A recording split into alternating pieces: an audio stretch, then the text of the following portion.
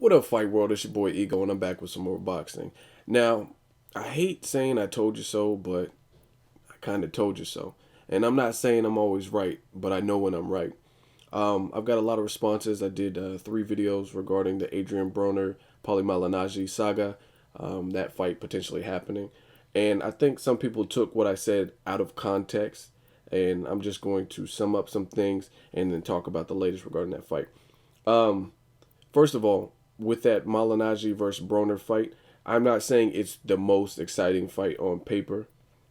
I never said that. I never said that there's no other fights that would appeal to the boxing fan more. I mean, because I'd obviously like to see Lucas Matisse or Brandon Rios, someone that I feel hits hard. I think those would be more exciting fights. Even a fight with Gamboa, I think those are more exciting fights based on the style of the opponent. Um, I I openly admit that Paulie Malignaggi is not a hard puncher. I've said that. Um, what I did say though is this fight makes the most sense in relation to what's available, what fights he can actually fight that actually make sense, and from a marketing business standpoint, I did say that. And stylistically, this fight is not as horrible as some of you guys are making it sound. Some of you guys are making it like Adrian Broner's fighting somebody that weighs like 118 pounds or something. It's nowhere near that. Paulie Malignaggi does have some advantages. He doesn't have the power advantage, but there are other advantages that he does have. Height, his slickness. That's definitely something that could be competed with. And it's not as bad of a fight as some of you guys were making it out to be. That's my whole point. Stylistically, matchup wise, seasoned. Paulie Malignaggi has a better resume. He's more seasoned, and arguably he has more ring intelligence because we haven't seen Adrian Broner against a really slick fighter. Every great fighter usually has that moment where they encounter someone who makes them adapt. Floyd Mayweather versus Zab Judah. Zab Judah was winning in the earlier rounds, and he definitely had to adapt. And if you watch that fight and analyze that fight, you'll notice adjustments made through the course of the fight, in which Mayweather had to switch gears because obviously it looked like Judah was besting him in terms of speed and slickness. So Mayweather had to adjust. So I think everyone's waiting for that moment for Broner. Who's going to bring the most out of him so we get to see that? Because so far he's been running through the people he's fought. You could say it's because he's so much bigger than them. Um, but it is what it is. Anyway, as far as Paulie Malignaggi, things are starting to heat up. Paulie Malignaggi released a statement saying that he's heard that Broner is reluctant to fight him in the Barclays and doesn't want to fight him because, as you know, Paulie Malignaggi is a New Yorker from Brooklyn. Barclays is in Brooklyn. And Malignaggi released a statement saying that he heard Broner doesn't want to fight him because of the location. And to my knowledge, this fight is like 95% done, but it's not done. In the sport of boxing, anything can change. You need the signatures and their contracts. So contractually, it's not 100% signed, sealed, and delivered. Anyway, Paul Malignaggi released that statement, and Adrian Broner seen it, I guess, and he definitely had a rebuttal. I seen something online. I'll try to find it. Put it at the end of this video if I can find it. He said something to the effect of, "I'm not afraid. No one's afraid of you. Um, you can't beat me. You're gonna need an AK-47, a 9 millimeter, and all kinds of shit in the ring. Like basically, you need a arsenal of guns to stop me." And then he said, "I'll fight that motherfucker in the closet. Tell Paulette." He said, "Tell Paulette it's his time of the month, and I understand he's going through some things. He's gonna get fucked up. I don't care if it's at the Barclays. I don't care if it's at a barbecue. What the fuck is he talking about?" That's what Broner told Boxing Scene. "Anybody that Adrian Broner fights is easy money. I don't care who it is, and I will be a 23-year-old, 3-time world champion in 3 different weight classes. And that's some shit that's never been done.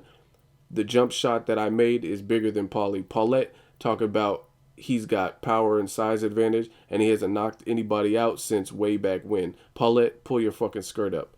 And apparently, Malignaggi had some rebuttals and things to say. He says, "I don't know what kind of bedroom life Adrian Broner has, but with him calling me Paulette and wanting to fight in the closet, I don't go that way. Nothing against him if he does like men, but my personal preference is women. If he's going to start calling me Paulette and start talking about fighting in the closet with him, it's not my cup of tea.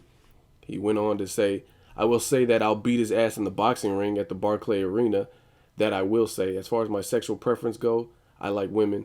But with Adrian, there won't be any role playing where he calls me Paulette and we go in the closet. That we're not going to do. That's going to be a problem.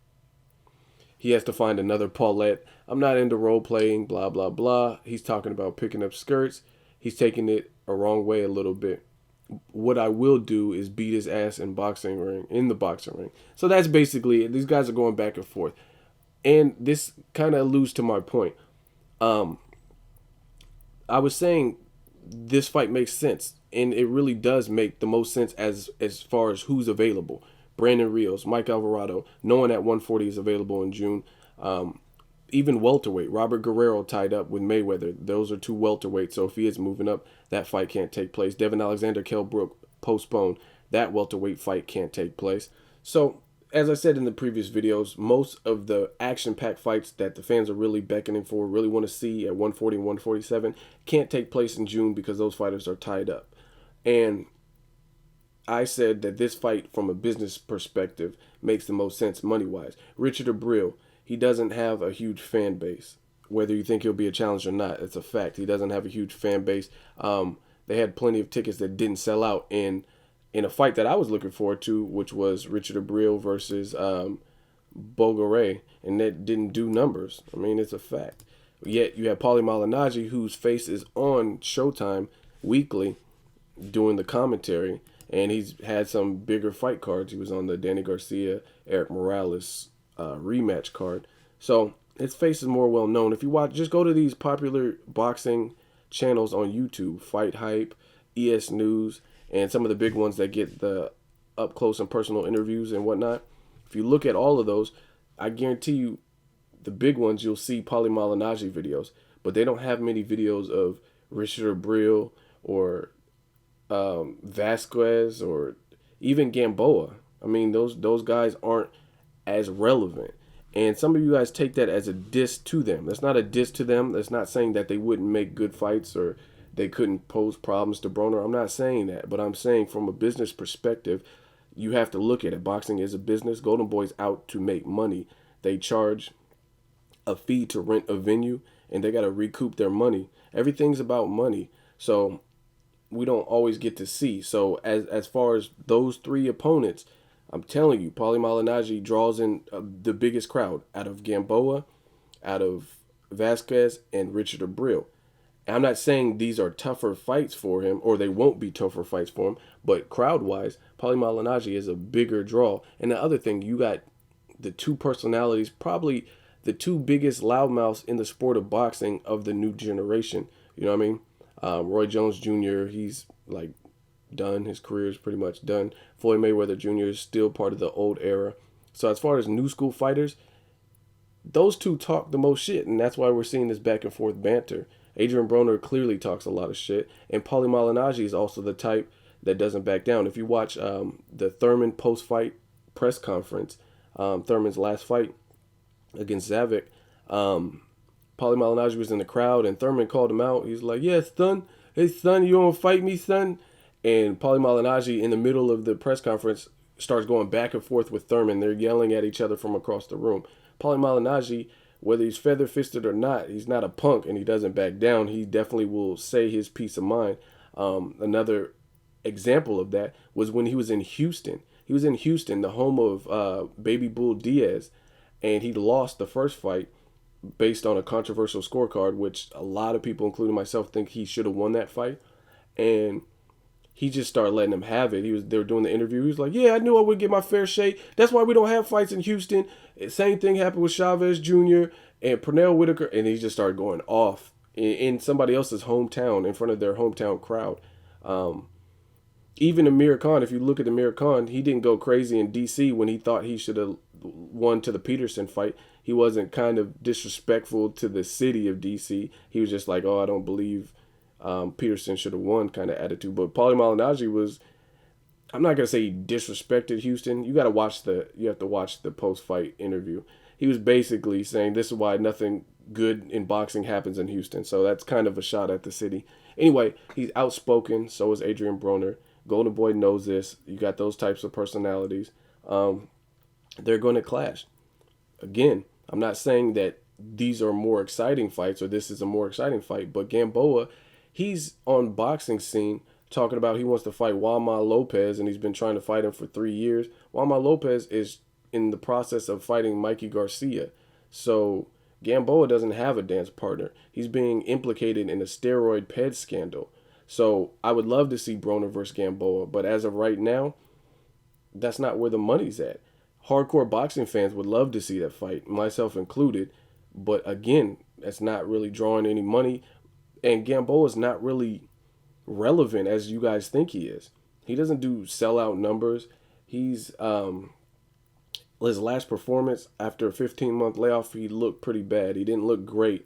So he's not in a position of power. SMS promotion, their only titleist, Billy Dibb, just lost his title. So SMS doesn't have any like a solid roster. 50 Cent doesn't have as much pull as the other promotional companies in boxing. You got to understand it's a business. Plus 50 Cent and Golden Boy, I don't think they like working together. I think there's some beef in that situation because 50 Cent, I think, went to Twitter and he was talking shit about Oscar De La Hoya. You got to take all that in consideration. So if it's just like a baby Top Rank versus Golden Boy, we're less likely to see those types of fights. And that's what some of you guys don't realize. You go based on heart and what you want to see with your eyes, and you don't know any of the facts. And the fact is, a Gamboa fight is harder to make and justify for a couple of reasons. One, Gamboa doesn't do numbers.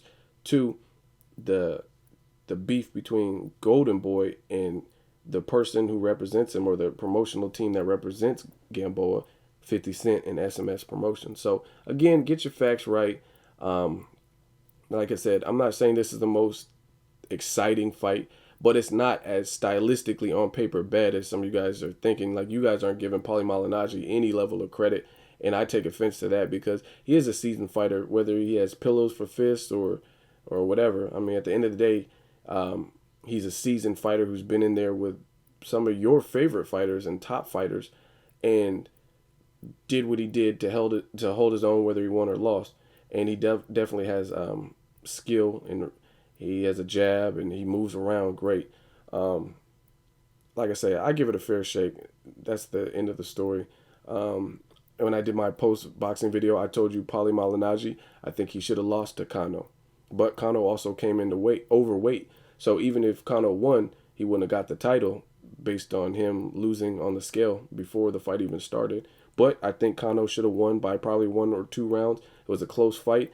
And it could have went either way, just depending on what they were looking at. I don't remember all the CompuBox numbers. But again, I give it a fair shake. Some of you guys need to try that. And what your fair shake needs to consist of is factual information. So Gamboa is not a bigger draw than someone like Paulie Malignaggi. Again, Gamboa, maybe in Cuba he is, if they fought in Cuba. But in the States, he's not as big. He's big to dedicated boxing fans, and we want to see that fight. But business-wise, those two things don't always go hand in hand. That wraps it up. The two loudmouths are going back and forth, Adrian Broner, Paulie Malignaggi, which is going to help sell the fight. So, that's it. I'll do a prediction video once this shit is signed, and I rest my case. Until next video, Ego signing off.